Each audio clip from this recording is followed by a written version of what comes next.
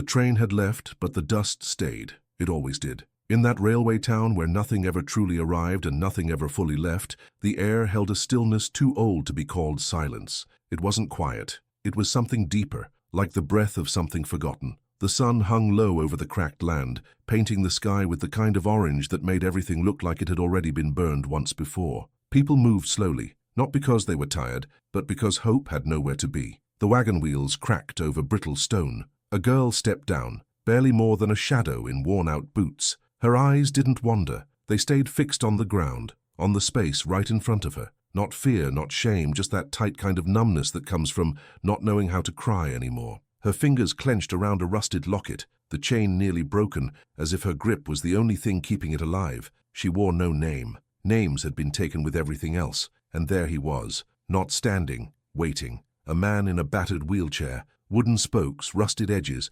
handrails dark with age. His back was straight, but his hands trembled, not from sickness, not from time, but from something deeper, from memory. From the weight of having once walked away from something he should have stayed for and never finding the way back. He didn't smile. He didn't speak. He just looked at her like someone who saw not her body, not her silence, but something buried behind both. There was no paper signed, no words spoken, just an exchange, thick with everything people pretend not to see. She didn't resist. He didn't explain. And the town, it turned away, like it always did. They moved slowly down the dusty street together, him pushing the wheels with effort that made no sound, her walking beside him, close enough to follow, far enough not to touch. She looked at every locked door they passed. He never looked at her at all. Two strangers, each carrying a wound they couldn't name, heading toward a house with no lights in the window, a place not meant to be home, just somewhere to stop being watched. When they reached it, a sagging porch, two missing steps,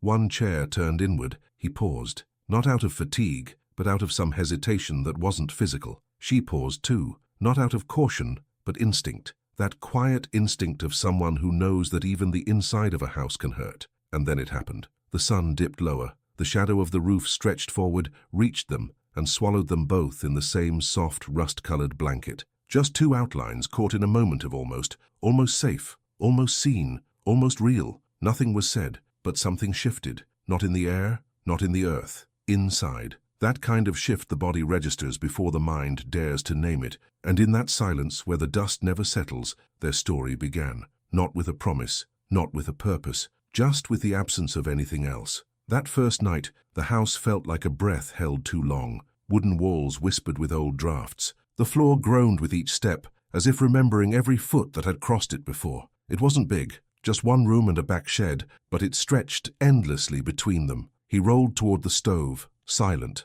She stood near the door, her fingers still curled around the locket hidden in her sleeve, not daring to ask where to go or what was expected. The silence wasn't uncomfortable. It was dense, like fog, like history. He showed her the cot with a nod and left her be. She sat on the edge of it for a long time, not removing her boots, not untying her shawl. Her eyes scanned every crack in the ceiling, every nail that stuck out of the walls, as if searching for something, an exit, a trap, a clue. She slid her hand beneath the pillow and tucked the locket underneath, as if it were a child needing warmth. She never opened it. Not then, not yet. What it held wasn't meant for light. Across the room, the man set a pair of worn-out boots on the table. He ran a cloth slowly over their leather, polishing with the precision of habit, though his legs hadn't known weight in over a decade. It wasn't about walking. It was about remembering, or maybe refusing to forget. The brush moved in small circles, deliberate, quiet. Not to clean the boots, but to calm the ghosts. The room creaked with memory, not loud,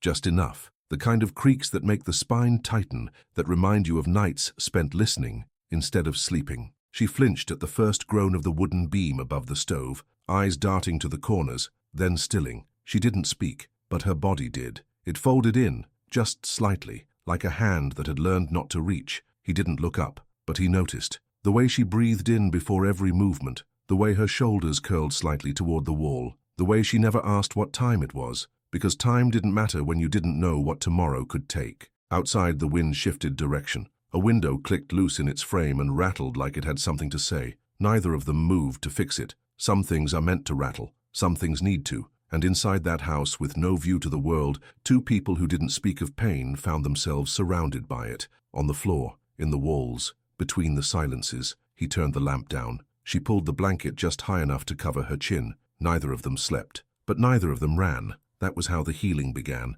by staying, not trusting, not touching, just staying, in a room where the windows belonged only to the mind. The third morning came with a wind colder than it should have been. The stove had burned out before dawn, and the walls seemed to shrink with the chill. She rose before him, careful not to wake the boards under her feet. Her steps were memorized now, where not to step, where not to make a sound. In the half-light, she noticed the frayed collar of the shirt he'd worn 2 days running, left folded near the basin. The stitching had come undone at the shoulder seam, just a thread barely holding. Like most things in the house, she didn't ask, she didn't think, just did. Found the needle he kept in a rusted tin above the hearth, and thread that barely matched. She stitched slow, steady, the kind of pace that feels like prayer. Her hands remembered what they'd been taught, how to mend things meant to last. Halfway through the seam, her fingers brushed something tucked deep into the cuff, a corner of folded cloth, soft from time. She pulled it gently, a note, handwritten in faded ink. She didn't read it, just looked at it,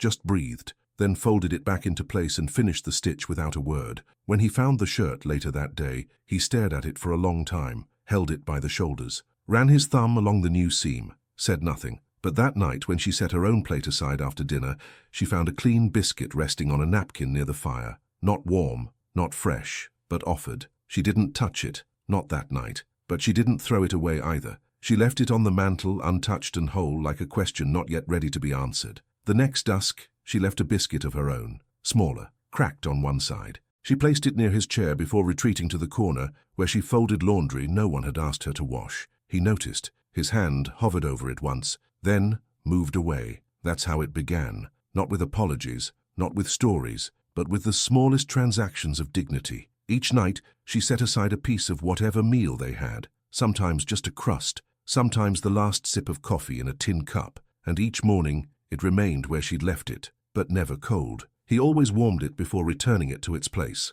She never spoke, he never asked, but in those quiet gestures, something sacred took root, not gratitude, not debt, just the return of something long buried, the feeling of being seen, even when no one is looking. In that house where the air never laughed and the walls forgot joy, a new economy was forming, one not measured in coins or confessions, but in the way a mended seam held its shape, in the way a biscuit could mean, "I know you're still here," and that was enough for now. It was late afternoon when the preacher came, riding a mule with bones too close to the skin and a saddle too polished for honesty. His coat was clean, but his eyes weren't. They scanned the land like a ledger looking for what was owed. Dust clung to his boots, not from travel, but from stepping where he shouldn't. He smiled wide, the kind of smile that asks for forgiveness before the sin is even named. The man in the wheelchair met him at the porch, arms crossed, back straight. They hadn't spoken in years, but shame travels faster than forgiveness. The preacher leaned on the railing, eyes drifting toward the window where the girl stood just out of sight. He asked questions the way men like him always do,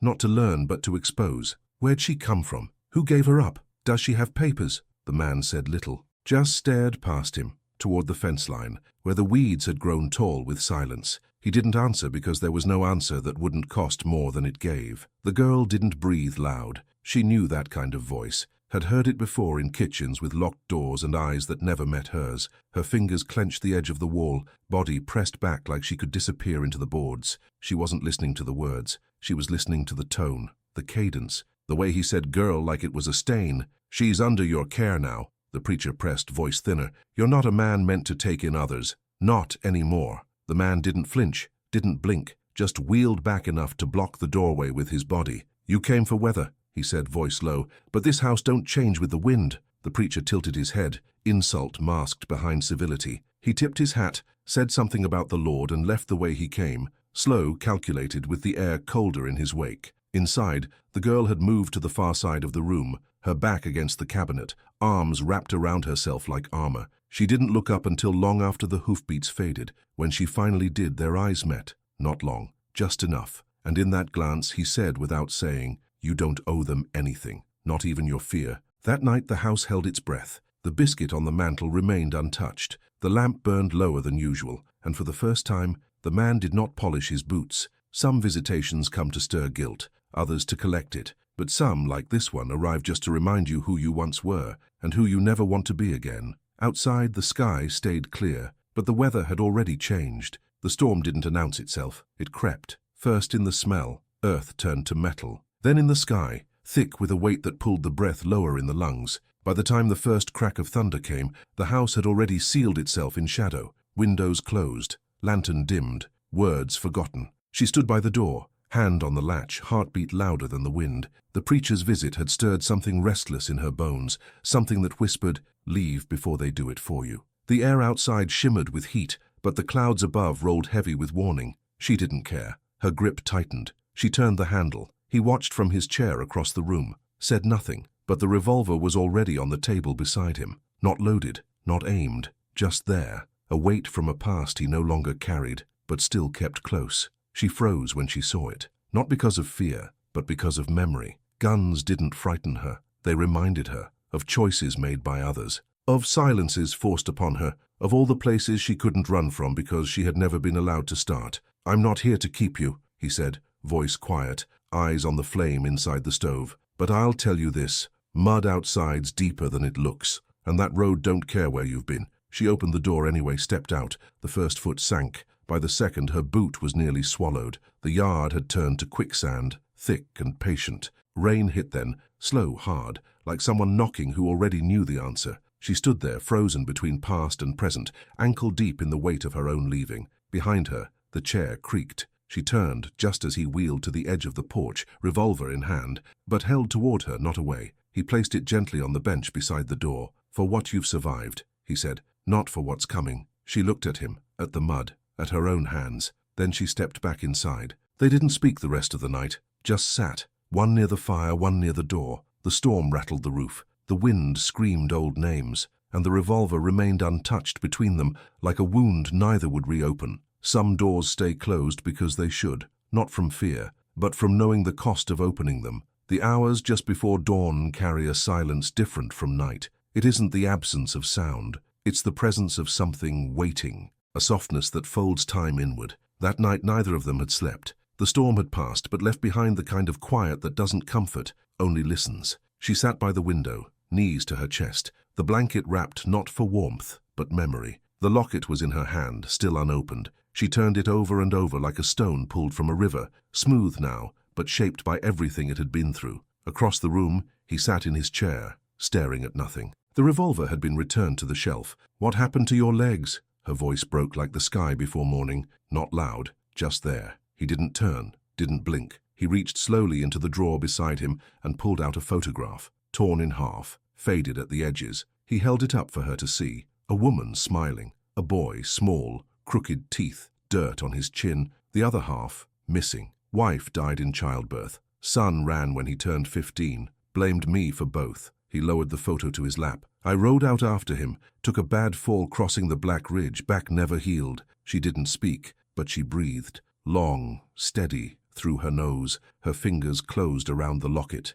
"I had a name once," she said. Before I stopped saying it, her voice didn't tremble. It floated, weightless from being carried so long without release. "Left a letter behind, for someone who never read it." He looked up, not with surprise, but recognition. She opened the locket. Inside, a piece of cloth folded small, so worn it had no color left, and a name stitched in tiny letters, barely legible, Mara. She stared at it for a long time, then closed it again. "I never ran," she said. "Not really. My feet moved, but the rest of me stayed back there. I've been hiding in forward motion." He nodded. Once, slow, the kind of nod that says, "Me too." The light outside began to shift. Not sunrise, just the promise of it. And in that half hour before the world remembered itself, two people sat in the same room, facing different directions, holding truths no longer secret, but still sacred. Nothing had changed. And somehow, everything had. By the next morning, the house no longer felt like a waiting room. It hadn't become home, not quite, but something had shifted in its bones. The silence, once heavy with things unsaid, now carried a different weight. Not fear, not shame, but understanding. They moved through the morning like a pair of ghosts learning how to be alive again. Not together, but not alone. She cracked a single egg into the pan. He filled the kettle with water that still smelled faintly of iron. They didn't speak, but their movements found rhythm. When she handed him a chipped mug, their hands almost touched. Almost. They both paused, just a second too long, then looked away at the same time. No apology, no need. The coffee was bitter. The toast burned on one side. But they ate it like a ritual, Small, deliberate, sacred, like lighting a candle not for hope but for memory. He dealt the cards after breakfast. An old deck, edges curled, colors faded. He laid them out on the table in pairs, taught her poker not with rules, but with gestures, finger taps, raised eyebrows, quiet nods. She picked it up fast, not because of the game, but because understanding without words had become her first language. Outside, the wind brushed against the windows, not pushing, just reminding them the world still turned. She looked at him then, not at his legs, not at the chair, but at his hands, steady now, slower, but still capable of making something hold. He watched her too, not like a man watches a girl, but like someone watching a fire just beginning to catch, not heat yet, but the promise of it. They didn't smile, they didn't joke, but when she placed the Queen of Hearts down to win the hand, he let out a breath, not laughter, but something nearby. Some mornings arrive without announcement. No revelation, no sunrise, just the subtle rearranging of how people sit at a table, just the quiet agreement that neither of them is going anywhere. Not today, and that was the beginning of belonging. Not loud, not certain, but real, unsaid, but present, like the coffee between them, like the locket on her chest, like the photograph still tucked beneath his coat. It was a Tuesday, or maybe a Thursday. Out there, days didn't mean much. The sun rose the same,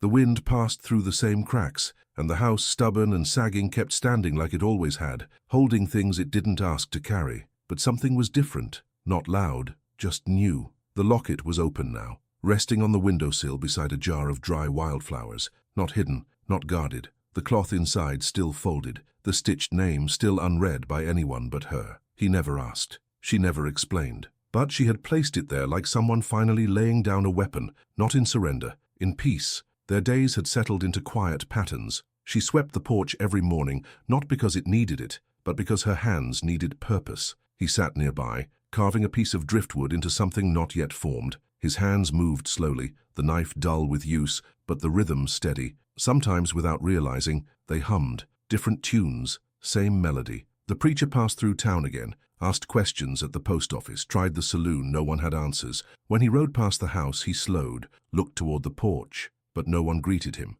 no one waved. He didn't stop, just tipped his hat to no one and kept riding. There was nothing for him there anymore. That afternoon the sky was the color of ash, softened by light. She brought 2 mugs out and set them on the rail. He joined her, maneuvering his chair to face the horizon. Neither spoke. The chairs creaked, the wind moved, and in that slow falling of light they watched the edge of the world blur. No grand ending, no declarations, just 2 chairs. One figure with a past he couldn't walk away from, another who had nowhere left to run, both seated side by side facing what remained, and somewhere in the hush between dusk and dark, a question settled over the porch like mist. Can 2 broken roots make a home, or just quieter ghosts? Neither answered. But they didn't need to. The locket stayed open, the house stayed still, and for the first time so did they.